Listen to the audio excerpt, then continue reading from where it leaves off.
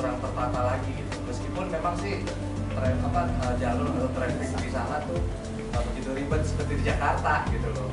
Jadi di sana tuh kayak one way begitu, terus ada jeepney-nya, ada LRT-nya, ada MRT-nya. Aku merasakan itu semua surprise banget buat aku gitu. Jadi memang aku tuh merasa wah ini jadi gimana ya, tadinya aku merasa pesimis gitu loh. Aku sudah gimana, tiba-tiba aku dapat kesempatan untuk belajar ini, jadi aku bersemangat lagi. Oh iya, nah, jadi aku menarik kesimpulan bahwa aku kan berada di KDS Yayasan Mitra Medika untuk berusaha mencoba seperti kayak di Pinai Plus itu, mengharapkan supaya orang-orang yang kita ini terjangkit positif HIV bisa melayani orang-orang yang baru dan melayani di rumah sakit yang besar. Ya itu dukanya gitu ya. Ya dukanya balik ke Indonesia ya, maksudnya ya kita juga harus ambil pelajaran bagaimana harus melakukan komunitas kita LGBT tanpa harus melihat memandang gender dan identitasnya. Maksudnya kalau misalnya di Pinai Plus sendiri juga mereka nggak cuman menghandle Oda yang dari gay, tapi itu keseluruhan gay. Jadi seluruh orang-orang yang terinfeksi HIV itu dihandle oleh Pinai Plus. Jadi nggak memandang LGBT. Jadi memang kebanyakan yang bekerja di sana adalah komunitas gay, tapi mereka merangkul semua komunitas tidak berbasis gender. Dan saya rasa itu cukup dari saya. Mungkin nanti teman-teman bisa tambahin lagi. Harapannya yaitu ya saya bisa mengimplikasikan apa yang saya dapat dari lembaga yang saya ditempatkan, yaitu di Pinai Plus. Saya bisa terapkan di Suara, dan juga harapan untuk fellowship ini. Kemudian saya tanya ke lembaga GSM dan mereka mendukung, kemudian keluarga juga mendukung. Kebetulan saya orang suka tantangan, jadi buat aku ini satu pelajaran baru, bagaimana aku bisa menimba ilmu yang bisa aku kembalikan ke komunitasku, komunitas waria. Ya seperti itu awal yang ingin aku dapatkan. Nah, berjalannya waktu mungkin ada sedikit kemarin bermasalah dengan waktu, sehingga yang seharusnya aku berangkat terlebih dahulu terakhir harus di cancel jadi yang kedua, yang pertama jadi yang kedua. Dan itu juga aku maklumi karena memang ada yang tidak sinkron di masalah waktu. Nah, keberangkatan ini membuat aku menambah banyak sekali hal-hal yang baru. Mungkin seperti mau bilang tadi bahwa mindsetku akan lebih tambah lagi memahami komunitas yang pertama. Kemudian aku bisa memahami bahwa ternyata kawan-kawan Oda juga butuh perhatian yang lebih dari 2 bulan yang sudah pernah berjalan di sana. Sukanya adalah bahwa aku menemukan komunitas yang ternyata aku bisa sharing informasi, dapat juga informasi dari kawan-kawan yang ada di sana. Mungkin untuk beberapa ya baik sekali pengalaman. Kalau sukanya sih ya semua ini adalah pengalaman baru buat saya, karena sebelumnya saya juga belum pernah mengikuti kegiatan seperti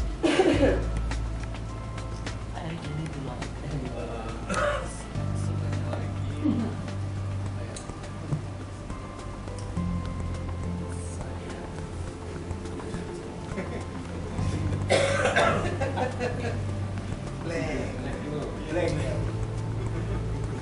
pasti banyak sukanya.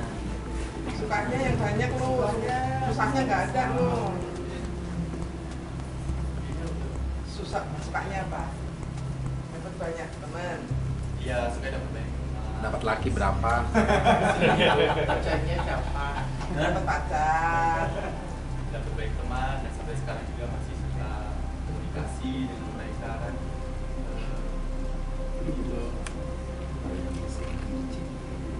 Pokoknya semua pengalaman baru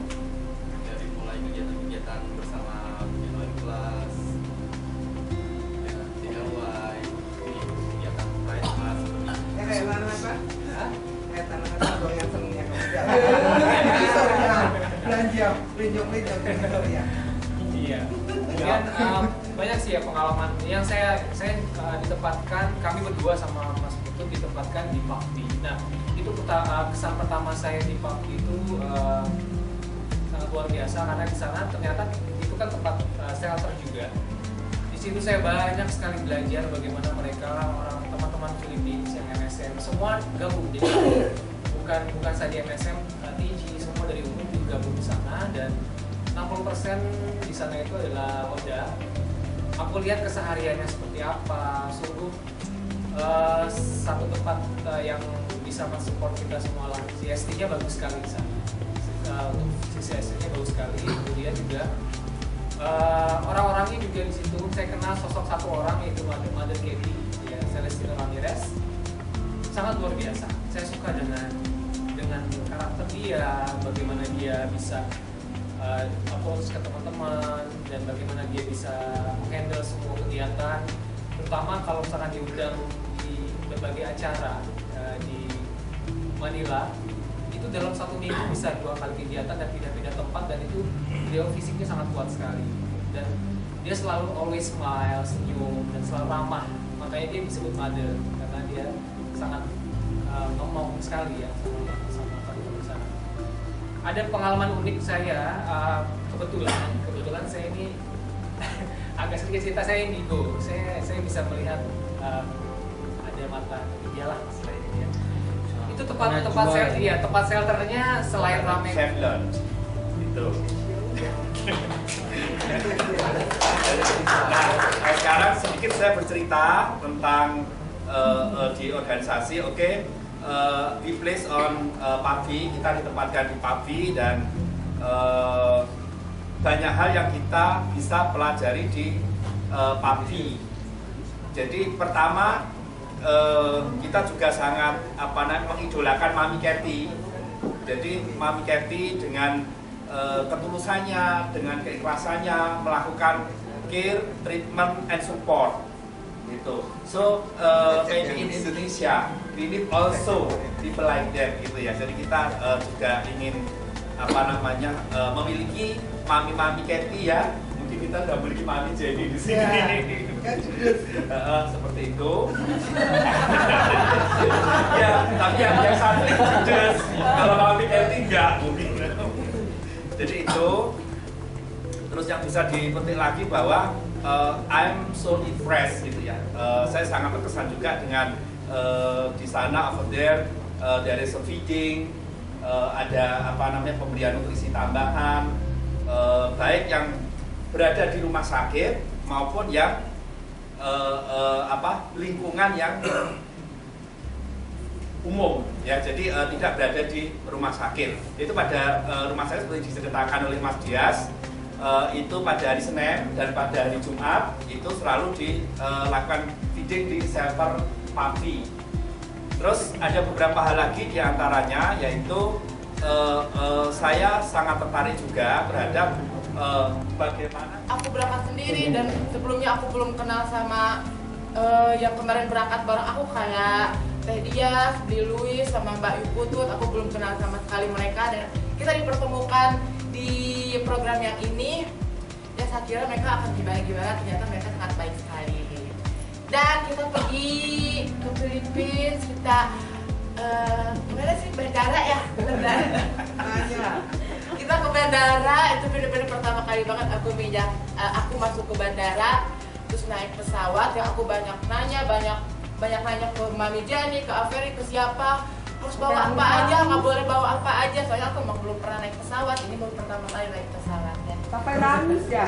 Kenapa? Sampai nangis ya? Itu nangis fase berikutnya. Kan? Udah gitu langsung masuk kapal, ternyata. Ya ampun, aku nggak tidur. Pesawat. Kapal laut. Lu naik boat. Gitu. Ya naik pesawat, pokoknya aku nggak tidur di sana karena aku nggak mau lewatin momen yang indah itu. Walaupun malam nggak kelihatan tekstidinya, aku bisa melihat titik bulan yang jauh itu. Aku lihat minum dan di sana ya banyak makanan. Jadi tiap roda-roda gitu di pesawat ada makanan lewat, ditawarin. Ada apa sih? Ada ice cream for you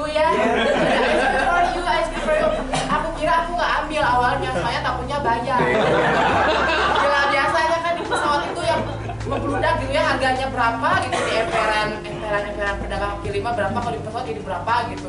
Kirain bayar berapa Pak? Pacak. Di Super Astukara saya ucapkan kepada Tuhan Yang Maha Kuasa, pada hari ini kita dapat berkumpul dengan sehat dan selamat. Tentu kita semua merasa punya pengalaman yang berbeda-beda ketika kita ada di negara Filipina, terutama di Manila. Luis juga sangat merasa tertantang dan juga bangga karena selama di Filipina 2 bulan banyak sekali pengalaman yang sangat-sangat bisa merubah pola pikir dan juga pemahaman mengenai apa itu tentang program masalah HIV/AIDS dan juga tentang pemberdayaan untuk teman-teman yang sudah HIV positif. Setelah itu,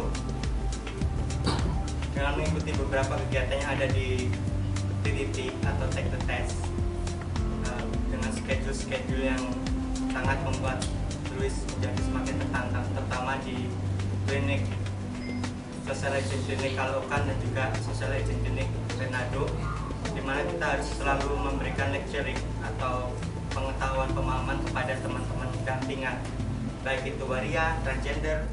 Selama mereka ada di sini, menemani mereka itu ke semua hotspot yang ada di Jakarta. Mereka banyak belajar dan bagusnya mereka banyak bertanya.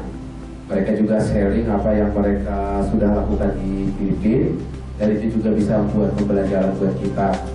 Jadi yang paling susah kemarin itu makanan.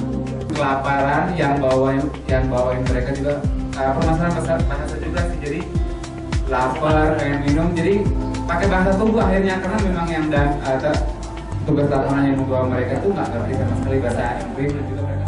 Baik, beradaptasi sangat cepat. Kita semua